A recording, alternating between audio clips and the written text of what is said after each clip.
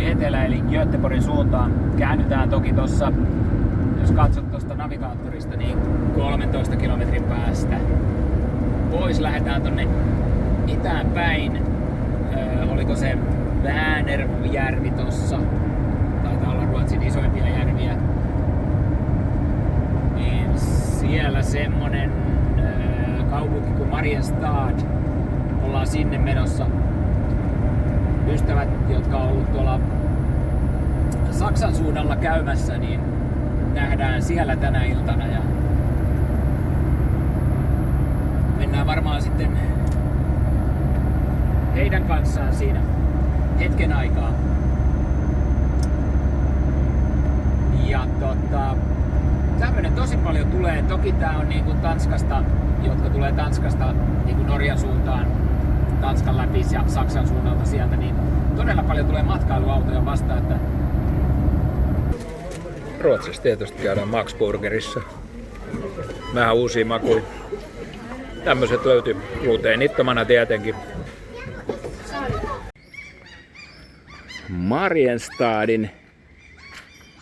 Kai tää joku toriaukio on tai vastaava, en tiedä mikä. Tuolla on kaupungintalo. Tultiin tähän ystävien kanssa sähköpyörillä. Niilläkin on pyörät mukana, niin kierrellään täällä ympäri Marienstadia ja katellaan mimmonen. Meillä on tosiaan autot on tuolla matkaparkissa. Oliko se joku 23 € vuorokausi? Tuolla on varmaan jollekin tyyliin 450 autolle tuolla Pienvenesatamassa. Matkaparkkipaikkoja tosi hyvin varusteltuja. Voin ottaa sieltäkin tuossa kuvaa varmaan, mutta on sähköt ja autonpesupaikat ja tyhjennykset, harmaavesikaivot. Ja sitten jopa osassa paikoissa on letkut siellä autojen välissä, että pystyt siinä parkissakin ollessa täyttämään vesisäiliöt, jotta hienosti varusteltuja paikkoja. Sitten käytiin tuossa paikallisella leirintäalueella, niin oli kyllä suolainen hinta 76 € vuorokausi. Että ei ihme, että nuo matkaparkit on tossa ihan täynnä, että eilenkään ei varmaan ollut kuin 2-3 paikkaa siinä tyhjänä.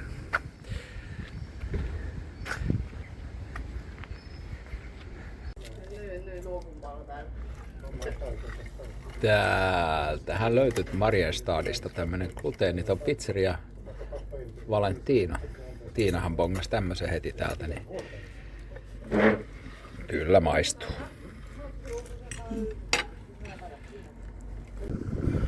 Noniin, herra mekaanikko jälleen. Nyt ollaan täällä Marienstadin matkaparkissa. Tää on tää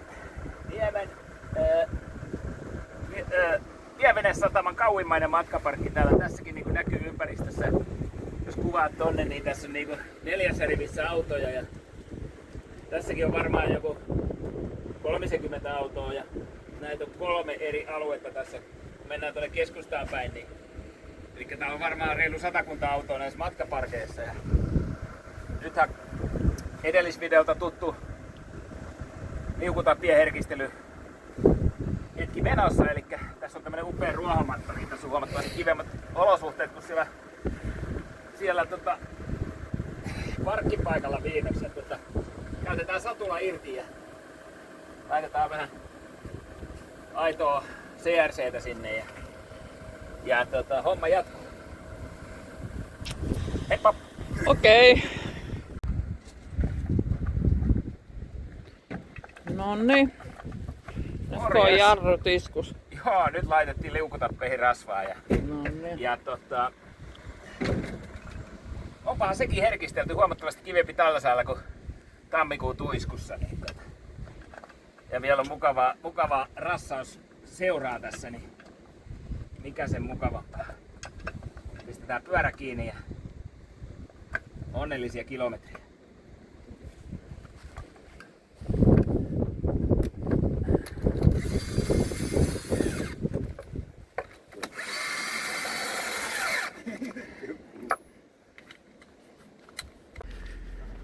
Täällä on ihan hyvät mestat ja lajittelupiste löytyy siitä. Ja tosiaan tuo näkyy noita mastoja, niin siinä on useita laitureita. Pienvenesatamaa sitten. Ja samaten tolla puolella myös. Tää on oikein mukava rauhallinen paikka. Tässä on tää autonpesupaikka. Tuo näkyy nuo letkukelat. Kahta puolta tässä. Tämmöset mestat. Ja siinä on harmaa veden kautta Kemsan tyhjennyskuviot sitten. Ja noin 2 rakennusta, siellä on suihkut ja vessat sitten. Siistit semmoset. Ja tossa näkyykin toista parkkialuetta sitten. Matkaparkkialuetta. Et näitä on tässä tosi kivasti. Ja sitten tuolla parin kilsan päässä on leirintäaluekin, mutta se oli oikein suolainen hinta, 76 € yö. Että en yhtään ihmettele, että nämä matkaparkit tässä on aika kovassa suosiossa. Että niin kuin tänäänkin oli jo varmaan tuossa 4-5 aikaa iltapäivällä kaikki täynnä. Kaikki täynnä, että nämä maksetaan tämmöisellä appilla. Täältä löytyy tolpista QR-koodit ja tiedot, niin helppo maksaa ton kautta sitten. Onko tää niinku ymmärtääkseni 3 yötä tarkoitettu sitten yhtä mittaiseen yöpymiseen.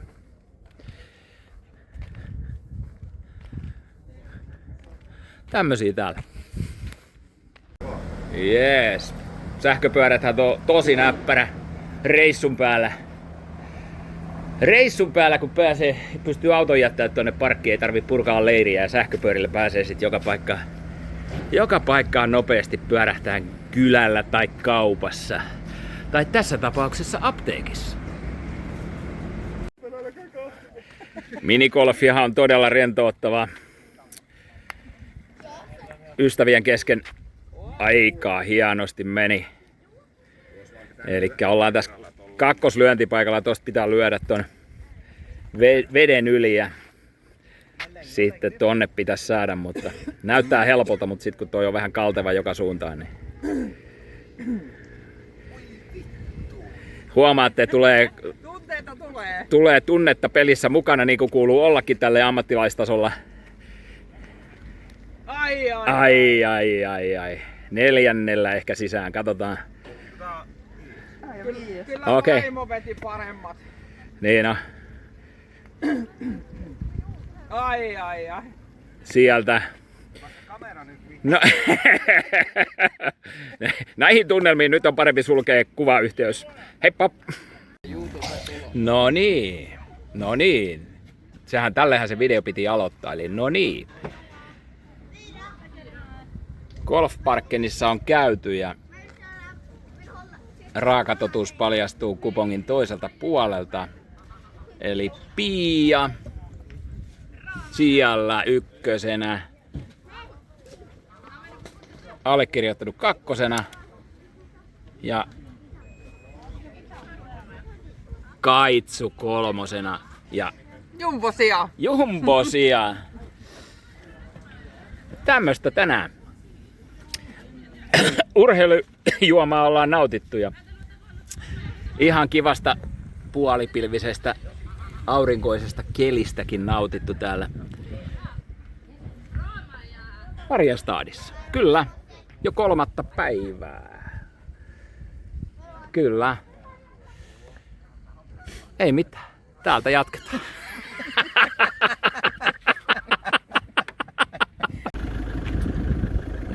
Morjesta. Täältä Vätternin rannalta. Täältä löytyi tämmönen makea sähköinen kartta, että tämähän näyttää, että kaikki matkaparkkipaikat hienosti punaisena, niin eli kaikki on varattuja. Ja QR-koodillahan näihin pääsee näköjään jokaisessa sisään. Eli siitä sitten kattelemaan hintatasoa ja mahdollisesti varmaan paikka. Tässäkin on aika makea paikka. Joka paikalta on tommonen järvinäkymä. Ja ilmeisesti tuolla sitten vessat ja suihkut ja varmaan palvelee pienvenesatamaa samalla. Ja siinä on sitten tyhjennykset ja täytöt autoon. Nyt ollaan täällä Vätterjärven länsirannalla Karsborg-nimisessä pikkukaupungissa. Täällä on muun muassa tommonen iso linnoitus, 1800-luvulla rakennettu linnoitus tossa, joka on vieläkin puolustusvoimien käytössä. Ja lähdettiin tämmönen 33 kilometrin pyörälenkki tässä vetämään heti aamupalan jälkeen ja sitten siirrytään mahdollisesti lounaan jälkeen tonne itäpuolelle Vätterniä, että tämmösiä. No niin kuin sieltä kanavamökin seinästä voi lukeekin, niin Forsvikin sulku tässäkin Göta-kanavan varrella. Tuossa näkyy toinen järvi ja ilmeisesti tuolla vähän matkan päässä on toinen järvi. Tässä on tämmönen pieni pätkä vaan tätä kanavaa yhdistää 2 järveä, mutta täällä on 2 purjevenettä kaikkien töllisteltävänä.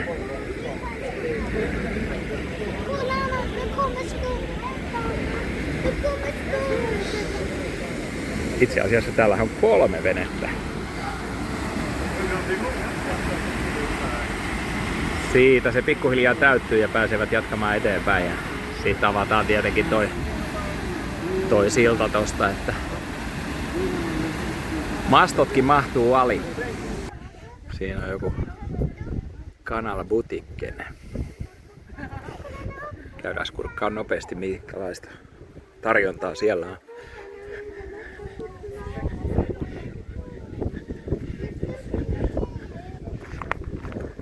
Mennään sitten kattoon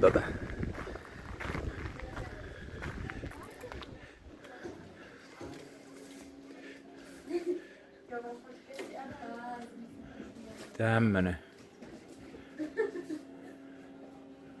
mukavan tunnelmallinen puoti.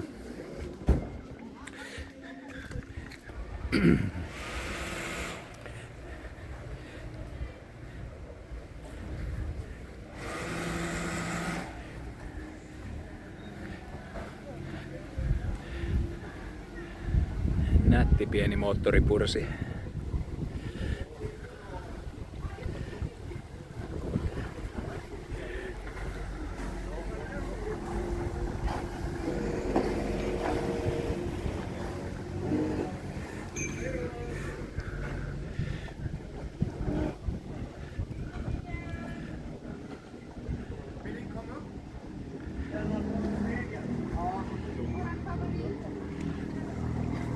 Tack Juri! Tack!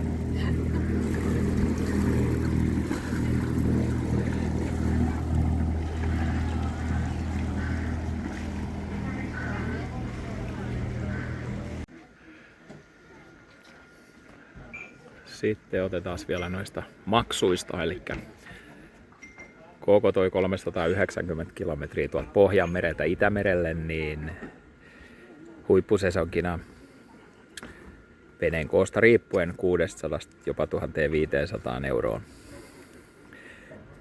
Käsittää siis kaikki nämä kanavat ja tämän vesireitin. Toki sitten osa reittejäkin voi luonnollisesti kulkea, jos ei halua mennä koko matkaa tuolta Pohjanmereltä Itämerelle. Ja tämä kanavahan on siis tehty sen takia, että lyhentänyt matkaa tuolta Pohjanmereltä Itämerelle. Ei ole tarvinnut kiertää tuolta Tanskan salmien kautta, kun tää on tehty tähän Keski-Ruotsiin.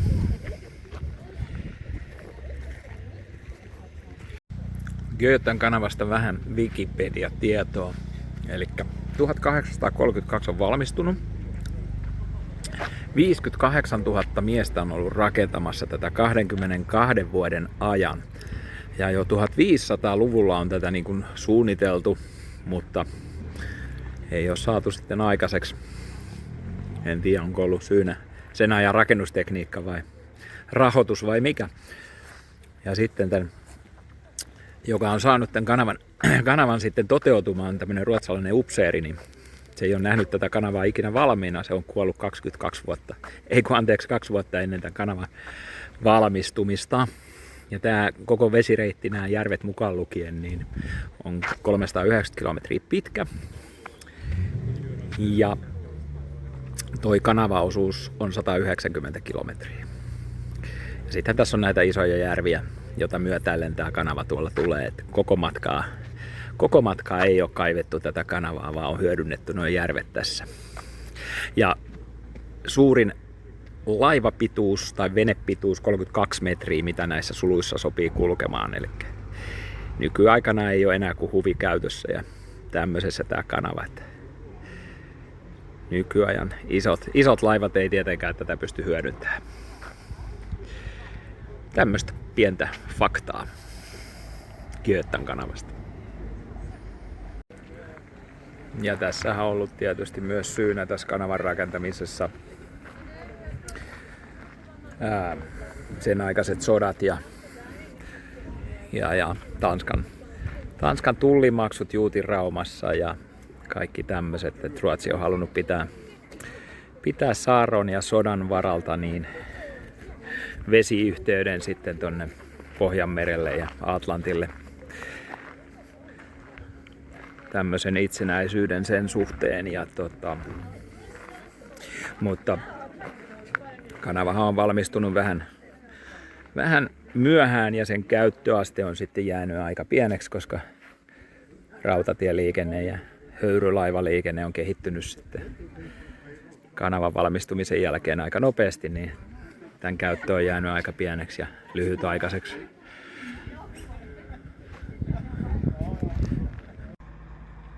Vänikeittiössä tänään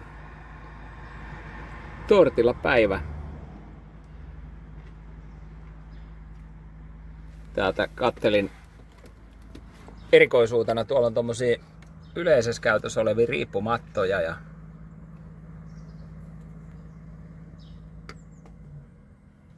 ruotsalaiset järvet on isoja, niin kuin kuvasta näkyy, tuskin vastarantaa näkyy tuolla.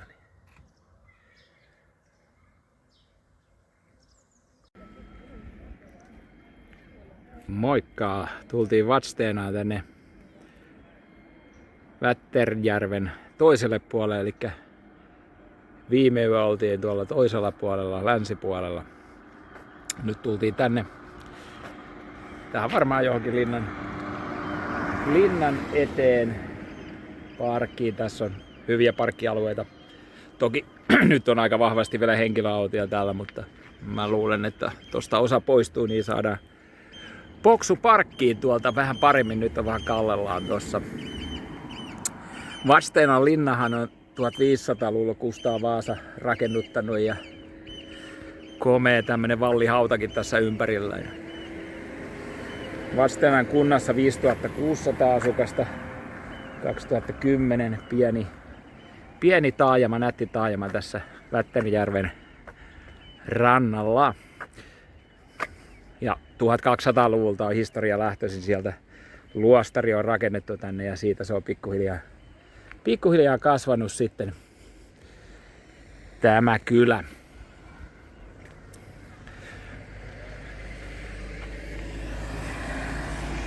Mun mielestä varmaan mun pienellä kokemuksella yksi näteimpiä paikkoja tässä Keski-Ruotsissa.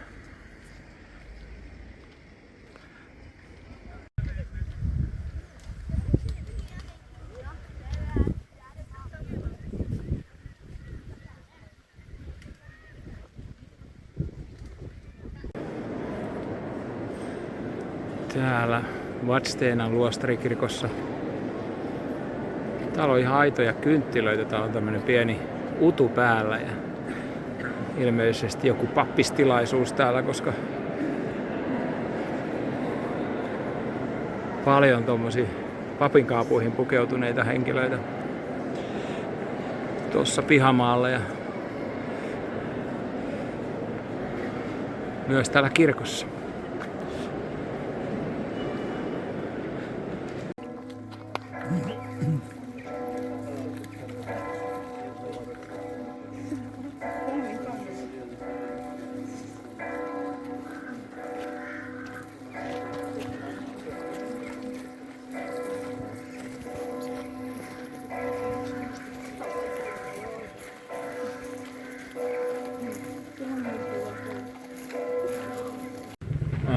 Ruotsissahan on nuorisolle tämmönen kansallinen ajoneuvoluokka kuin EPA-traktor jo sieltä 1930-luvulta. Se kiellettiinkin tuossa vuonna 1975 1900, mutta nyt se otettiin uudelleen sitten käyttöön kiellon jälkeen, kun ajoneuvoja oli niin paljon rekisterissä. Ja sitten on myös A-traktori, joka on, en tiedä tarkemmin mitä ero on EPAT ja A-traktorilla, mutta kummallekin on määrätty 30 kilometrin maksiminopeus. Ja sitten tuo hitaan ajoneuvon kilpi, siitä helposti tunnistaa, plus siitä, että nehän on tuolla liikenteessä sitten tien tukkona aika reilusti, että sinänsä voisin kuvitella, että joku 50 olisi mukavampi nopeus, niin, tai 60 sillä pärjäisi sitten taajamassakin, mutta tässä on tämmönen tyylikkäämmän luokan laite, ja näitähän on siis paljon Volvoista uudemmista tehty 740 ynnä muista myöskin, ja sitten vanhoista Dueteista ja Amazoneista ja tämmöisistä. Eli tällä saa ajaa 15-vuotias kaksipaikkaiseksi pitää rekisteröidä ja kyllähän tää nyt tyylikkyydellä voittaa kummasti noin Suomen mopoautot ja koppimönkkärit. Että ajoneuvokulttuuri muutenkin täällä Ruotsissa, niin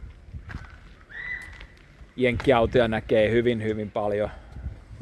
Vähän niin kuin Suomessa oli 80-90-luvulla, niin niitä näkee täällä paljon enemmän ja harrasteajoneuvoja liikenteessä. Tämmöistä pientä EPA-traktoritietoa.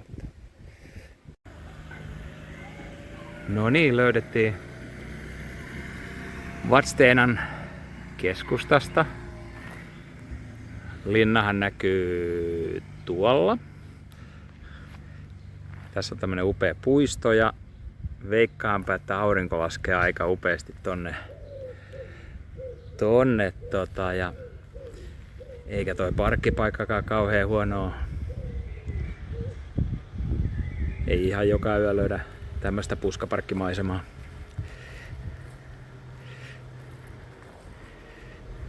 Näihin tunnelmiin ja kuviin.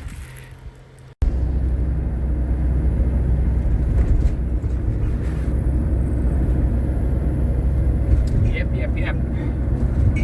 Morjes. Lähettiin Vadstenan tosi upeasta puskaparkista. Siinä ihan Vätternin rannalla oltiin yö ja upea puisto.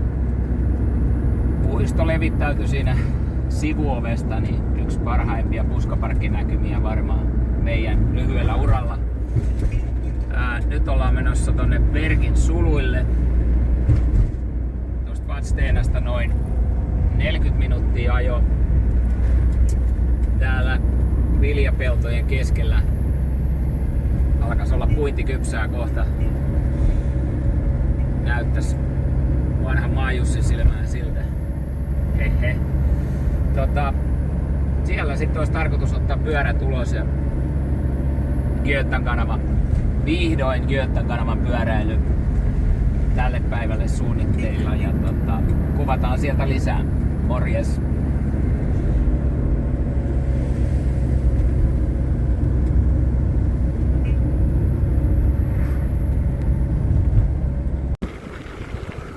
No niin, nythän on 4. viikon,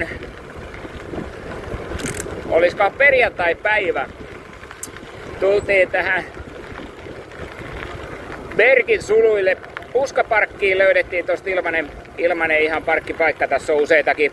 Park Fortnightin kautta löytyi kolme ilmastakin parkkista tästä ihan Bergin sulun lähiympäristöstä. Ja nyt lähdettiin tonne Borensbergiin tätä Götan kanavan vartta polkemaan. Tuommoinen parikymmentä kilometriä tässä. Ja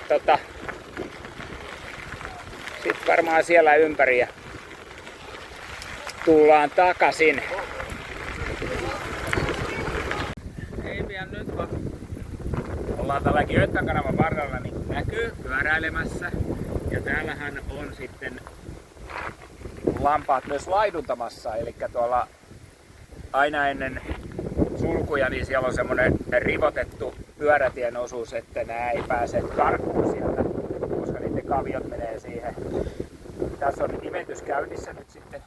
Ja varoitusmerkki lampaista. Joo. Ja katsotaan, antaako nää rapsuttaa vähän itteensä, ei varmaan. Tuntuu lähtevän karkuun. Tuntuu lähtevän karkuun. Moikka, Lukasen. Siellä kävi käsky, että tänne päin. Lauantai päivä 4. lomaviikon loppupuoli Linköpingin torilla. Tällainen pilvisempi päivä tänään. Tultiin tähän kaupunkiin kattelee. Ei ole kuitenkaan sadetta luvattu. Tultiin Mariefrediin. Saatiin tämmönen mukava puuskaparkki tästä kaupungin, vai kyläkö lienee, niin ihan rannasta. Omat sorsat ja oma uimalaituri siinä uimatikkailla. Ja tässä on vähän työn alla tää rakennus ja tuolla näkyykin sitten jonkunlainen kävelykatu. Ja kurkataan näkyykö täältä laiturin päästä toi Krispholmin linnakin. Vai jääkö se tohon? Taitaa jäädä tohon niemen katveeseen.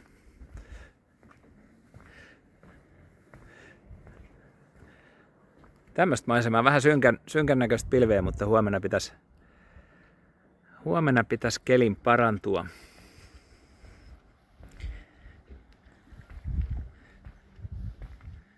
No niin, Tiinalle löydettiin heppa kesytettäväksi täältä.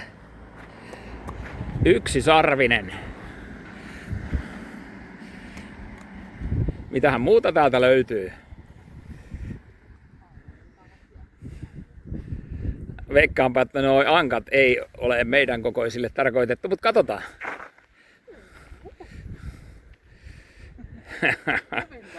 Hyvin toimii.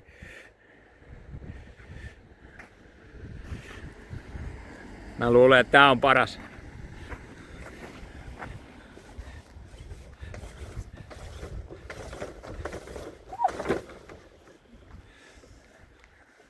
Ei vaan sattuisi mitään.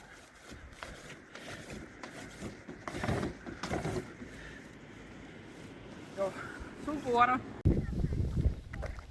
Saavutaan tänne Krispholmin linnaan. 1500-luvulla rakennettu linna. Toiminut Ruotsin kuningasperheen asuntonakin. Ja 1700-luvulla yhteen torneistoon tehty teatteri, joka on aika erikoinen sen aikainen ratkaisu. Toiminut ranskalaisena teatterina siellä ja harrastaja näyttämönä myös. Mennään katsomaan tonne sisäpihalle. Miltä siellä näyttää.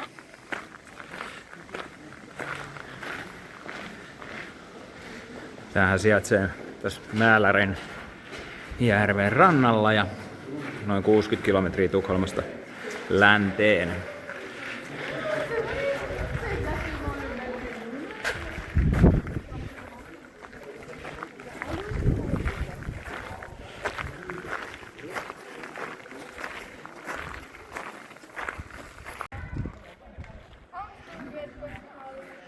Komeat tykitkin siinä.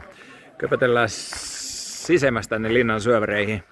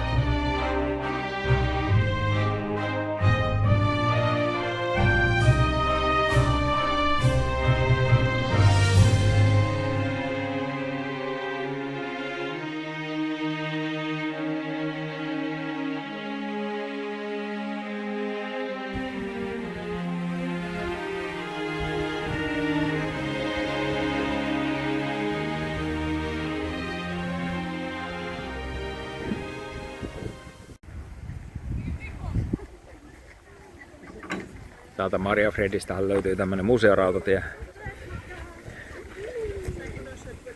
11 kilometriä pitkä. Veturit on valmistunut 1900-luvun alussa ja kivihiilellä ja haloilla toimii.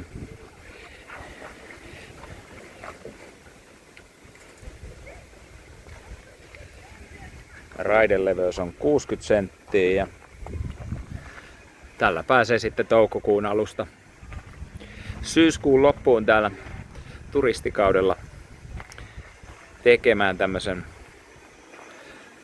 matkan.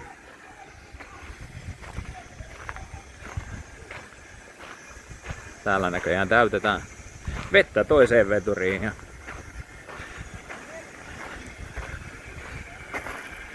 tämmösiä ilmavampia vaunojakin hellekelille löytyy sitten.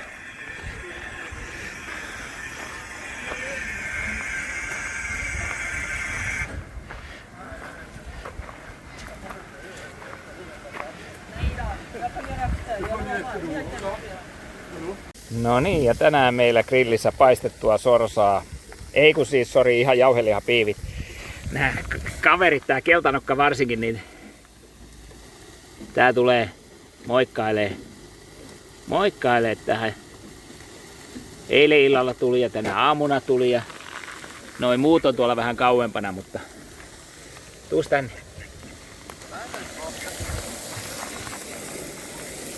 Sitten tulee liekitettyä pihviä, sen verran valuu rasva nyt. Että